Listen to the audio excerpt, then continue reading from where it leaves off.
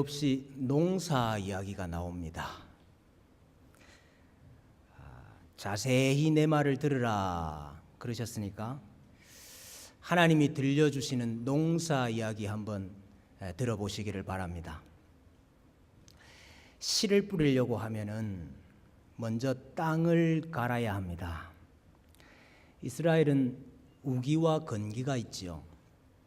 건기 동안은 비가 오지 않아서 땅이 딱딱하게 굳어 있습니다. 우기의 시작을 알리는 이른 비가 내리기 시작하면은 이제 그제서야 땅이 부드러워집니다. 그러면 열심히 쟁기질을 해야지요. 그래서 땅을 갈아엎어야 합니다. 딱딱하게 굳어져 있었던 흙을 부드럽게 만들어 주어야 됩니다. 그래야 뿌려진 씨가 땅 속에 들어가서 뿌리를 내리고 움을 틔울 수 있기 때문이지요. 땅을 갈았으면은 이제 파종을 해야 합니다. 다양한 종류의 곡식을 심습니다. 오늘 본문에 보니까 5가지 곡식이 나옵니다. 소회향은 이 조그맣고 까맣게 생긴 씨인데 좀 매운맛이 난다고 그럽니다. 이 우리나라로 말하면 깨 같은 것입니다. 깨. 대회향은 약용이나 향료로 쓰기 위해서 재배를 하는 식물이고 열매인데 깨보다는 조금 더 큰 것입니다. 소맥은 밀이지요. 대맥은 보리입니다. 귀리, 다양한 것들을 심는데 마음대로 심는 것이 아니고 각각 심는 방법이 있고 또 다 정한 곳이 있다, 이렇게 말씀을 합니다. 그렇지요. 콩은 밭두렁에다가 심고 호박은 저 산에 올라가서 땅을 파고 그 냄새 나는 것 좀 같이 묻어가지고 그렇게 심습니다. 옥수수는 밭에, 또 벼는 비옥한 논에 심어야 됩니다. 하나님께서 곡식이 여물기 시작할 때 늦은 비를 주십니다. 그러면 곡식 알이 크고 튼실하게 되지요. 그러면 이제 추수를 하고 타작을 하고 탈곡을 해야 됩니다. 이건 역시 곡물이 어떤 곡물이냐에 따라서 타작 방법이 달라지죠. 소회향은 도리깨로 떨지 않는다 그랬습니다. 도리깨가 뭔지 아십니까? 이스라엘 도리깨는 조금 또 다릅니다. 이렇게 평평한 판자에다가 뾰족하고 혹은 날카로운 못이나 돌멩이를 거기에 박아 놓습니다. 그래서 이것을 야외에다가 펼쳐놓고 그 위에다가 이삭을 나다들 치면은 거기에 타작이 되는 것입니다. 아니면 이것을 거꾸로 엎어가지고 소에 묶어가지고 그 이삭 위로 이제 끌고 다니면은 이게 탈곡이 되는 거죠. 주로 이것은 껍질이 딱딱하고 또 그 곡식 알이 단단한 이런 것들을 탈곡을 할 때에 도리깨를 사용을 합니다. 그런데 소회향은 도리깨가 필요 없죠.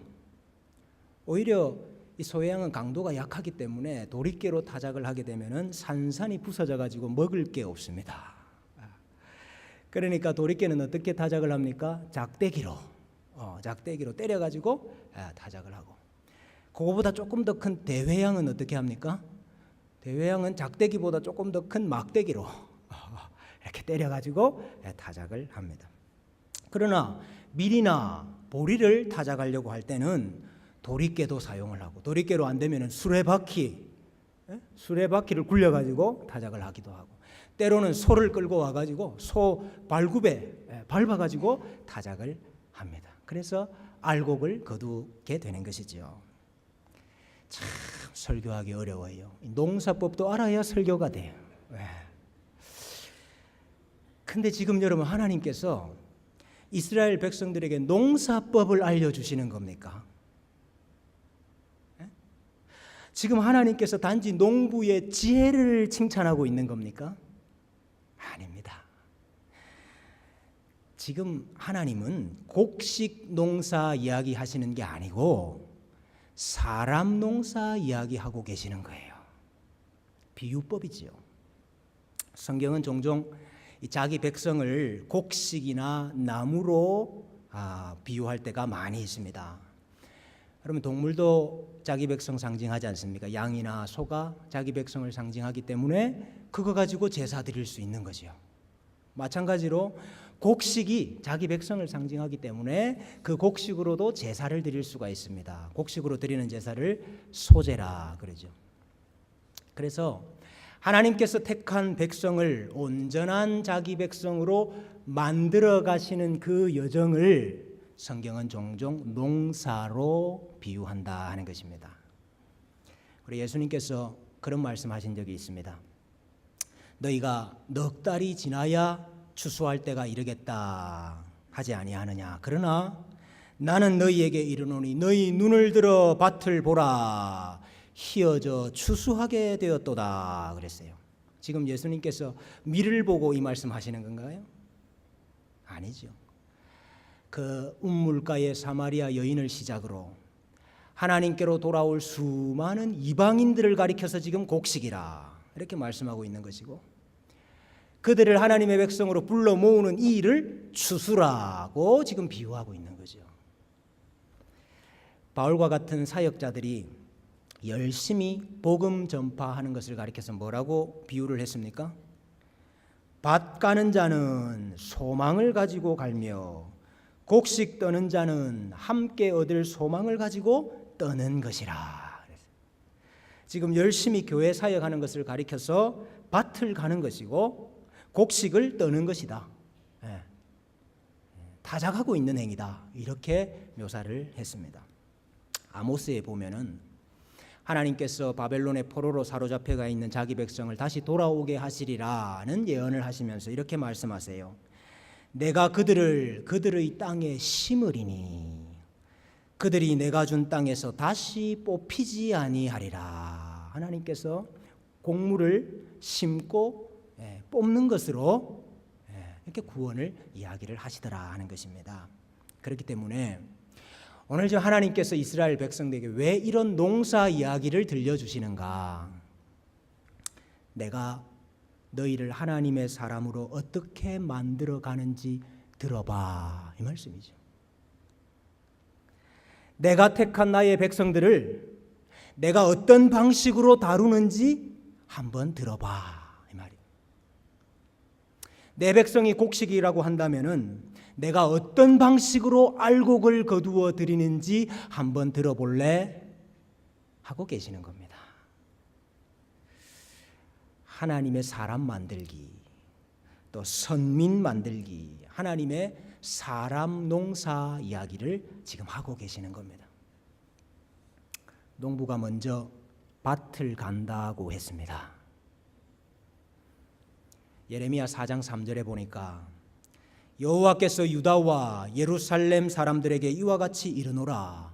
너희 묵은 땅을 갈고 가시덤불에 파종하지 말라 그랬습니다.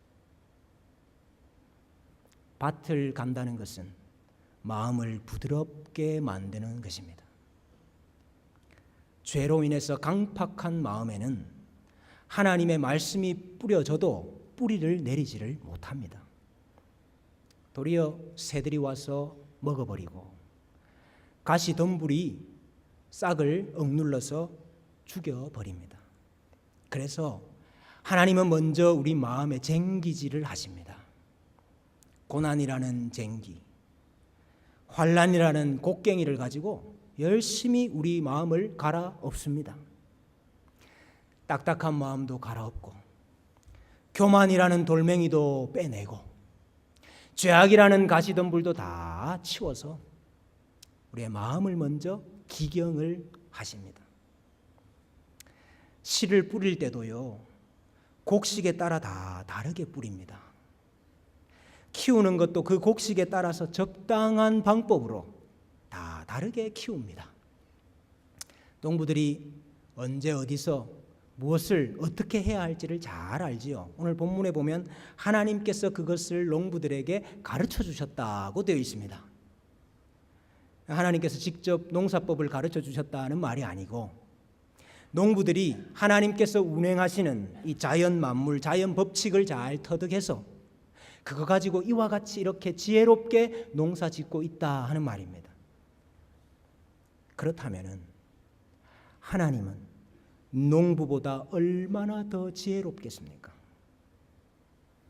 하나님이 자기 백성을 알곡으로 만드시는 이 일에 있어서 하나님이 얼마나 지혜롭겠습니까? 알곡으로 거두어서 곡간에 넣으려고 하면 반드시 타작이라는 과정을 거쳐야 됩니다. 마태복음 3장 12절에 손에 키를 들고 자기의 타작 마당을 정하게 하사 알곡은 모아 곡간에 들이고 뚝정이는 꺼지지 않는 불에 태우시리라 그랬습니다. 그래서 여러분, 타작은 심판입니다. 타작은 풀무불과 같은 거예요. 거기에다가 금속을 넣으면 이것이 불순물인지 이것이 순금인지가 판가름이 됩니다. 타작은 심판의 불이라 그렇게 말할 수 있습니다. 타작은 연단이고 징계라 이렇게 말할 수 있습니다. 알곡을 거두려고 하니까 죄의 건불도 제거를 해야 되겠고 불필요한 이 껍데기도 다 제거를 해야 됩니다. 그래서 타작이라는 것이 필요합니다. 이것은 사실 지금 이스라엘이 처한 상황을 보여주고 있는 거예요. 지금 이스라엘이 타작을 당하고 있습니다. 이사야 당시의 이스라엘이 말입니다. 이방 민족이라는 도리깨로 아수르라는 수레바퀴와 발굽으로 지금 타작을 당하고 있습니다. 그런데 이 모든 일들이 우연히 일어나는 일이 아니고 하나님께서 가장 적당한 방법으로 농사 짓고 계신 거야 하는 걸 보여주고 있는 것입니다. 칼빈이 이 본문을 이렇게 해설을 했습니다. 설마 그분이 당신의 일을 알맞게 다루실 줄을 모르시겠습니까? 하나님이 심판하실 때를 알지 못하시겠습니까? 언제 백성을 갈아엎어야 하는지, 언제 썰애질을 해야 하는지, 언제 타작해야 하는지, 무슨 채찍이나 어떤 종류의 징계를 내려야 하는지, 어느 것이 그때 그 사람에게 가장 어울릴지 모르시겠습니까? 우주 만물의 질서를 부여하신 그분이 어찌 이 모든 일을 바르게 다스리지 못하시겠습니까? 그랬어요. 하나님은 우리의 성향과 우리의 체질을 누구보다도 잘 아십니다. 우리는 누가 깨고 누가 옥수수고 누가 밀인지 몰라요. 근데 하나님은 아셔요. 아무데나 씨를 잘 뿌려도 잘 자라는 곡식 같은 성도들이 있습니다. 소해양, 대해양 같은 이런 성도들도 있습니다. 근데 소맥 같은 성도들도 있어요. 소맥 같은 성도들은 줄을 잘 재가지고 줄을 잘 맞춰가지고 일사정연하게 잘 뿌려줘야 잘 자라요. 대맥 같은 성도들은요, 맞춤형 교육을 해줘야 자라요. 추수하는 방법도 다 다릅니다. 하나님께서 어떤 사람은 강하게 다루십니다. 알곡도 단단하고 껍질도 단단하고 하나님께서 이것 좀 알곡으로 거두어 드리기는 드려야 되겠고 고집도 세고 기질도 강하고 그러면은요 도리깨를 동원을 하고 수레 바퀴를 동원을 하고 소를 데리고 와가지고 막 밟게 해요. 근데 소해양 같은 성도들은요 그렇게 때릴 필요가 없어요. 조금만 맞아도 정신을 차려요. 조금만 맞아도 깨달아요. 이런 사람들은 주로 할머니들 시켜가지고 이렇게 앉아가지고 쪼그리고 앉아 작대기로 딱딱딱딱딱 때리면은 이렇게 다 탈곡이 다 돼요. 여러분, 내 삶에 혹시 짝대기가 있습니까? 내 삶에 혹시 막대기가 있습니까? 그래도 바퀴에 안 깔리고, 그래도 발굽에 밟히지 않으니까 다행이네요. 그것이 하나님께서 나를 추수하시는 가장 적당한 방법이라는 사실을 믿으시기를 바랍니다. 혹시 수레바퀴 아래 깔려 있고 발굽 아래 밟혀 있는 분들이 혹시 있으세요? 깨는 아니고 밀인가 봅니다.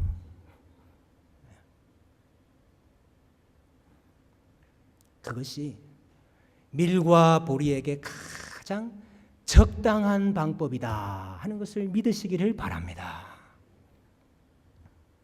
하나님은 가장 적당한 방법으로 우리를 알곡으로 만들어가고 계시는 것입니다. 둘째로, 이스라엘이 이와 같이 타작마당에서 타작을 당하고 있습니다. 그런데 하나님께서 그 타작당하는 곡식들에게 주시는 위로의 말씀이 있어요. 소망의 말씀이 있습니다. 28절에 나오는데요.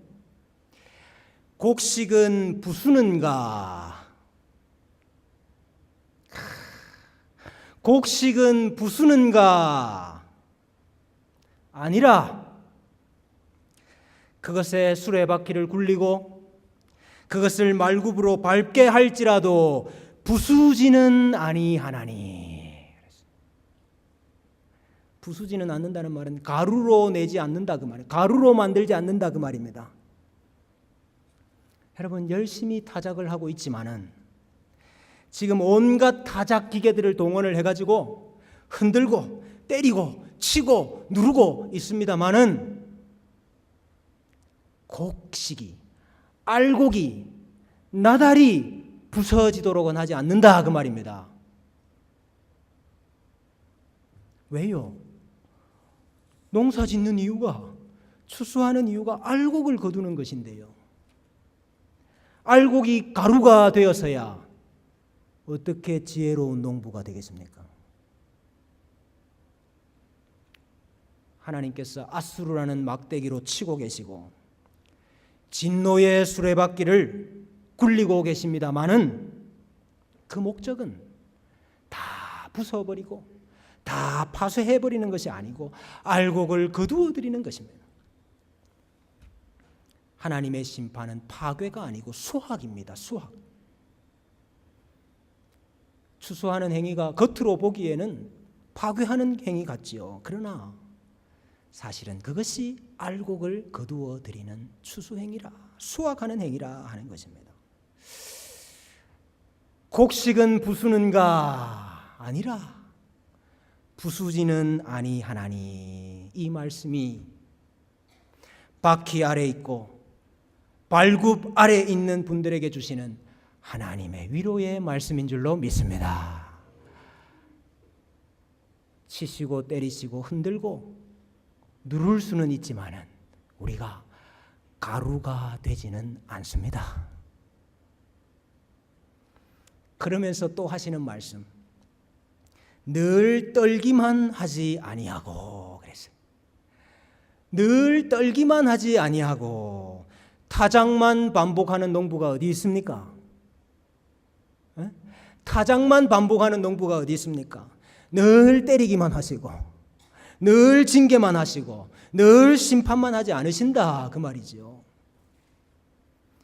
끝나는 때가 있다는 말씀 아닙니까? 타작이 끝나는 때가 있다 하는 말씀 아닙니까? 타작이 다 끝나고 타작 마당에서 곡간으로 옮겨지는 때가 있다 하는 말씀 아닙니까? 늘 떨기만 하지 아니한다. 이 말씀, 하나님의 타작마당에 와 있는 곡식들에게 주시는 하나님의 소망의 말씀인 줄로 믿습니다. 하나님의 경영은, 하나님의 농사는 기묘하다 그랬습니다. 사람의 상식적인 판단을 뛰어넘는 것입니다. 하나님의 농사 지혜는 광대하다 그랬습니다. 사람의 지혜로 다 미치지 못하는 지혜입니다. 사랑하는 성도 여러분, 하나님의 농사법을 믿으시기를 바랍니다. 하나님의 농사 지혜를 신뢰하시기를 바랍니다. 타작은 단지 고통으로 끝나지 않습니다. 타작은 알곡 추수의 기쁨으로 완성될 것입니다. 지혜로운 농부는 결코 알곡을 부수지 않습니다. 하나님은 결코 우리가 부서져서 가루가 되도록 허락하지 않으십니다. 늘 떨기만 하지 아니하고 타작을 마치고 기쁨으로 거두어 드리는 날이 곧 올 것입니다. 손에 키를 들고 자기의 타작마당을 정하게 하사 알곡은 모아 곡간에 들이고 쭉정이는 꺼지지 않는 불에 태우시리라. 그렇습니다. 알곡이기 때문에 타작이 있는 거예요. 알곡이기 때문에 타작이 있는 거예요. 쭉정이는 타작할 필요가 없습니다. 쭉정이는 그냥 모아가지고 불에 던지면 돼요. 우리가 알곡이기 때문에 하나님의 타작마당 안에 들어가 있는 것입니다. 천국 곳간에 들어가는 그날까지